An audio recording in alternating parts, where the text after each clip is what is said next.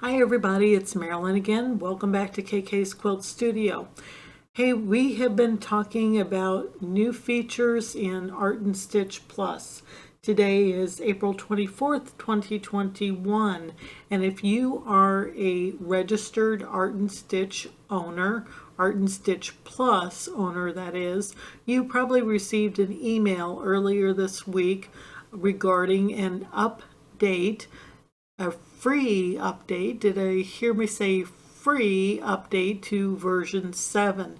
This is for the Art and Stitch Plus side of the family, and we have been talking in a previous video about some of the upgrades it has done to your long arm system. Now you may have purchased Art and Stitch Base with the purchase of your long arm system. Art and Stitch Plus is an add-on purchase, is an add-on feature, and it primarily dealt with the machine embroidery side of the house. So if you are an Art and Stitch Plus registered owner, you should have received an email with instructions on how to update to the latest version 7 of Art and Stitch Plus.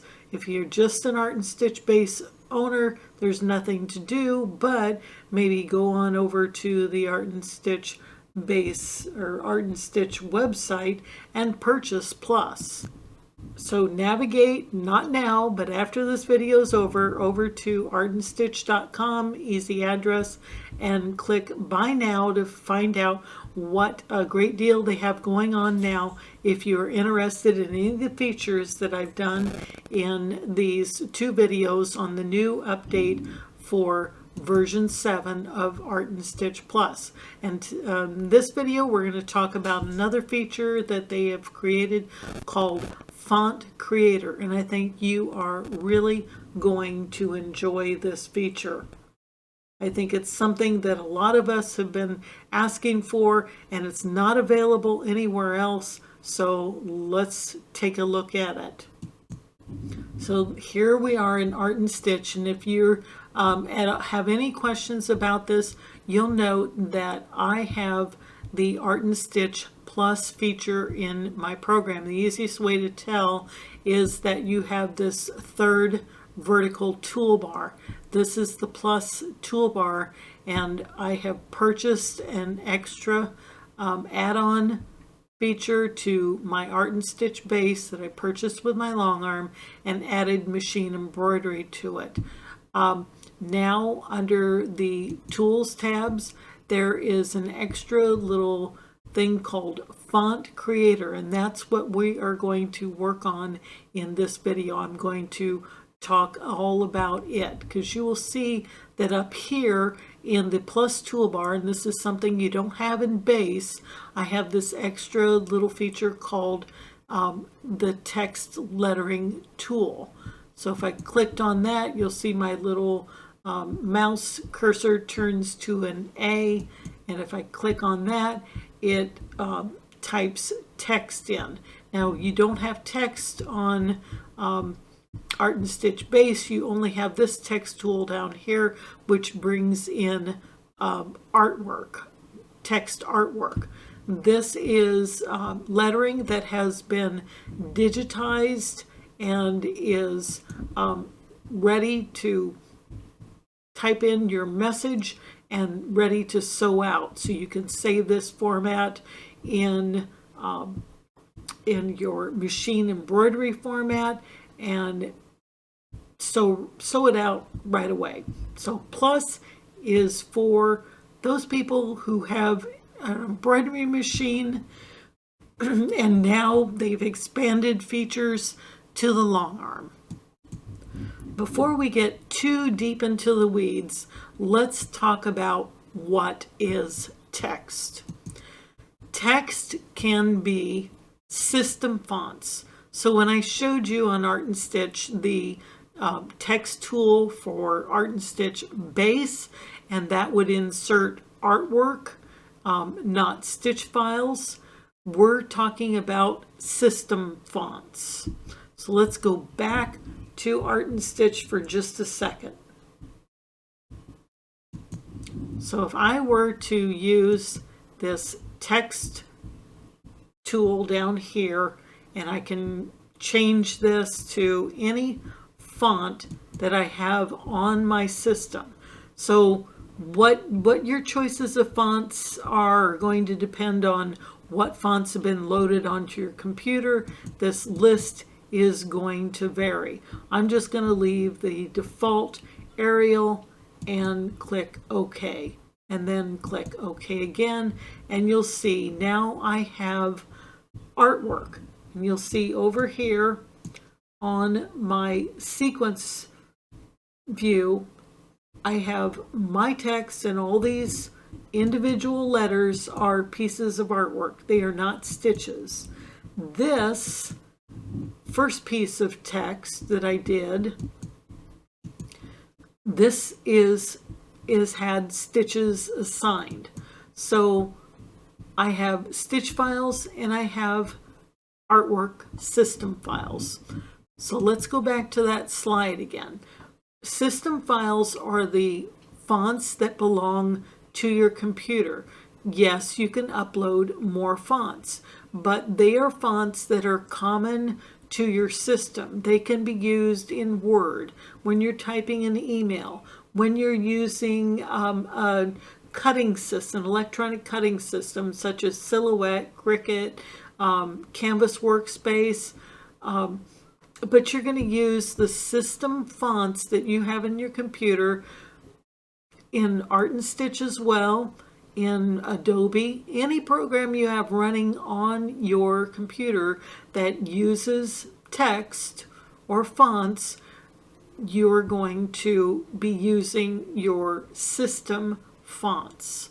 So whatever you have on your computer, they're going to have a drop-down list like this that appears over here. And again, like I said, they're going to vary according to what fonts are added onto your computer and how you download other fonts. That's another video. But they're going to be TTF or OTF. OTF is a more modern version. TTF is true type fonts. OTF is open type fonts. Well, what about other fonts? There are program fonts. Now, if you own a cutting machine, electronic cutting machine, Cricut, Canvas, Silhouette, those programs all have fonts that you can only use on them. Whether you purchase fonts or they are fonts that are specific to that piece of electronic cutting software. Those are specific to your program. They are not shared across platforms like system fonts are. Remember, system fonts are saved, are used all across all kinds of platforms. So you can use system fonts in electronic cutting machines, but program fonts are specific to those programs. And then there are stitch fonts that we can download from various places. Those stitch fonts are ones that have been already digitized and are to be used in embroidery software. Like we can use it in Art and Stitch, but they are already stitch files, so we're not going to be using them in our cutting machines or in our email or anything like that. Stitch files are exclusive to embroidery software. Okay, so let's go back to Art and Stitch. Let's select that piece of stitch text, and I am going to change the font. I don't need my navigator, so let's close that and click Apply.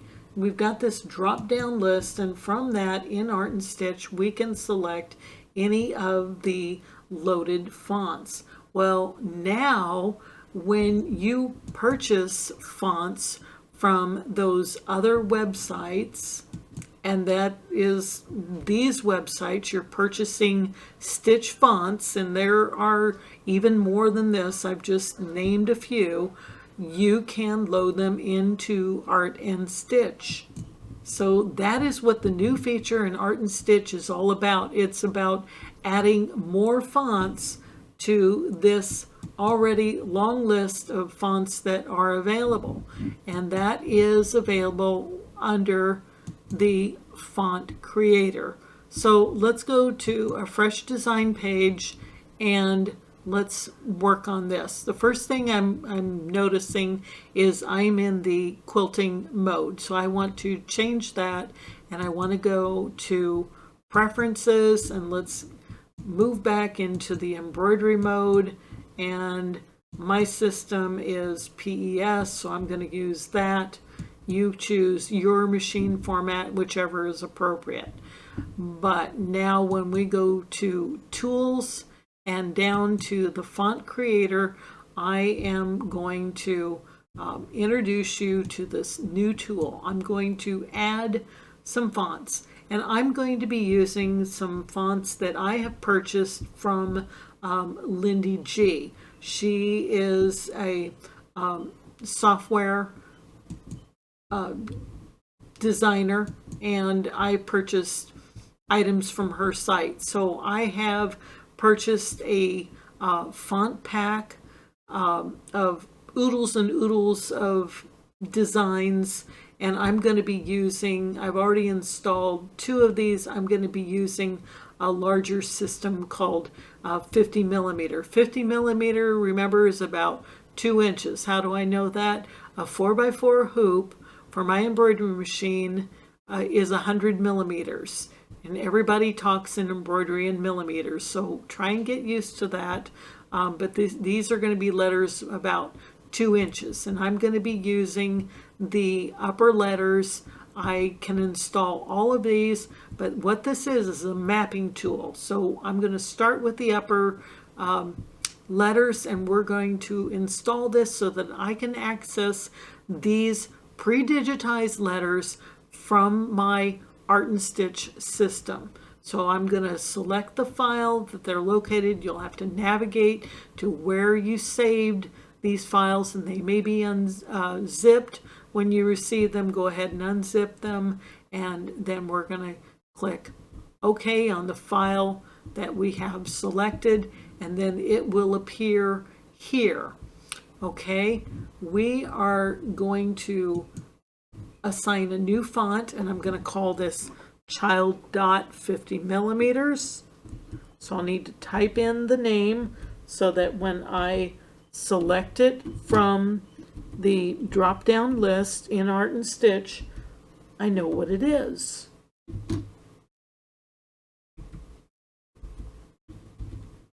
Okay, there I have my name. It's going to be exclusive to this font.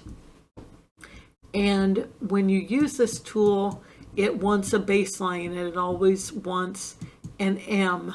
So I'm going to navigate to the font mapping, and this is what assigns it to a keyboard.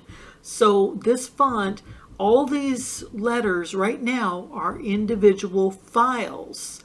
I want to assign it so that I can type in letters just like I did when I typed in the text, the word text. Okay, so I'm going to click, left click, hold, and drag, and then you get this little message. The letter will be set as your reference letter. Preferred reference letter is M. Are you sure? Yes. And that's how you start. Okay, you start with the letter M, and it assigns it. And now we're going to go through, and since I'm already here, I'm just going to drop the alphabet, and it's only asking you for that first one if you want to use that M for your baseline. Okay, so I'm just going to keep dragging, clicking, holding, dragging letters to my mapping tool, and then we'll go W, X, and what if you drop it in the wrong place? Well, you can always hit that little X and clear it out. You can't drag a new letter into it. You need to clear it, delete it before you drag another one in. And so then I'll go down to Y and Z, and you're going to continue on this for the whole alphabet. And then we'll navigate back up here to enter the rest of that alphabet. And then if I want to do my lower cases, I'll need to change the folder. So I would go to the lowercase folder that is available in these fonts, and here are all my letters. Now I don't need to do the letter M again to start off with because I've already started with that one, but I'm going to enter A and B and C and so forth all the way down. Now I'm going to talk about let's talk about the G and the H and the J. G has a what's called in font terms a descender. It means it has a little tail that goes underneath the line. So if I were writing on lined paper, my line would go across this way under the bowl of the G. The tail would fall under the line. So in that case, I want to lower the tail of that G, and I'm using the down arrow to lower that letter, and you're going to have to do this for all letters that go under the line. Okay, and the same for the H. You'll see that a portion of this H should be beneath that line. So I'm having to go way down because this is a really large letter. If you're using, remember these are 2-inch fonts, so if you had a smaller font, it wouldn't be such a big number. But what I'm doing is clicking on this, holding that my mouse key down and lowering that letter. This one will probably have to go down a little bit more because it's such a large letter, and then I don't have to realign my letters once I get them onto, or I'm using them in my program. So just remember that these letters with descenders are going to have to drop below the line. Okay, I'll pause here, go ahead and finish the rest of these letters, and then we'll move on. Okay, I have added my lowercase and my uppercase. I still need to drop these guys down, but for now I'll leave them as they are. I've dropped all these descenders into their place, and like if you have an ascender, which some of the special characters like a quotation mark would have to go up, so it'll come in and it'll drop on that line and you'll have to raise it. So I just want you to know the difference in ascenders and descenders. So it's all in terminology. So I still have those guys to do. I'm going to put in here the author, and again that's Lindy G from Lindy G Embroidery.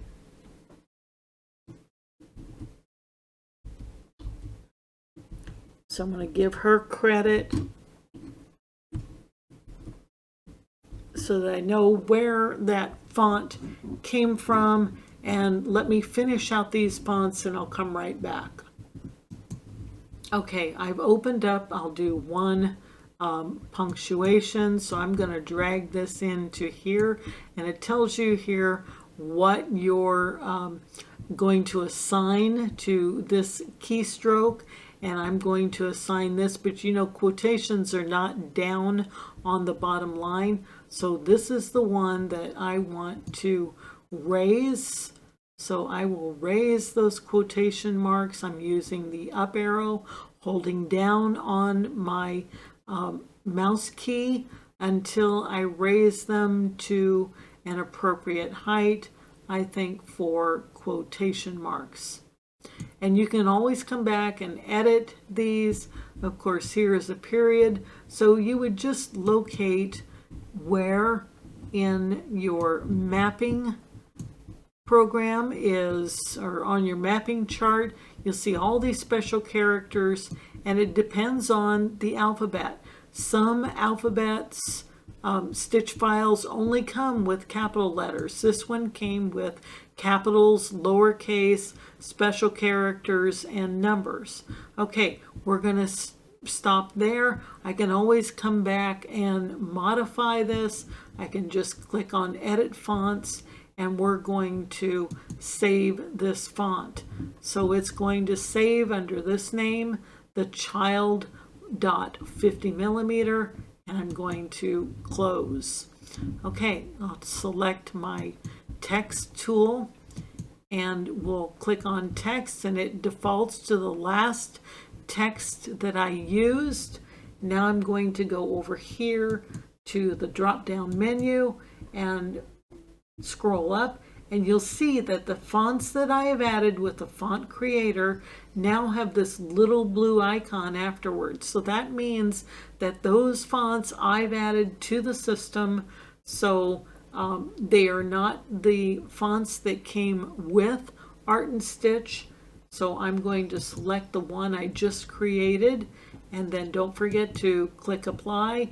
You'll see that the height is 2.5 inches because that's, I used a larger font. It was, and it's important to, you might be asking why when you have the child dot do you load it in at all those different sizes? Well, 4 millimeters is a lot different than 50 millimeters. So fonts should be digitized at the closest that they are going to be used for a particular purpose. So that's why if I want 2-inch letters, I would load and select letters that have been digitized at 50 millimeters. So we'll go there, and you'll note that when I hover over that special, that style, that box, just like with any other Art and Stitch letters, I get that little advisory key, and that tells me what letters have been added in the capital and the lowercase, and then only the 2 pieces of punctuation that I saved to that file. So now those are there. You can go and add in as many as you want, just using that font creator, using that mapping tool to assign those stitch files to your keyboard. So now I can type in anything I want, as long as it's only capital letters or lowercase letters, to the font mapping page here, and save them, and then I can use them as program fonts or stitch files, because these stitch files are only unique right now to my Art and Stitch system. I can't use them over in any other word processing programs because it just wouldn't make sense to the computer. They are stitch files. So I hope you've enjoyed this, learning more about Art and Stitch and the Art and Stitch Plus new features.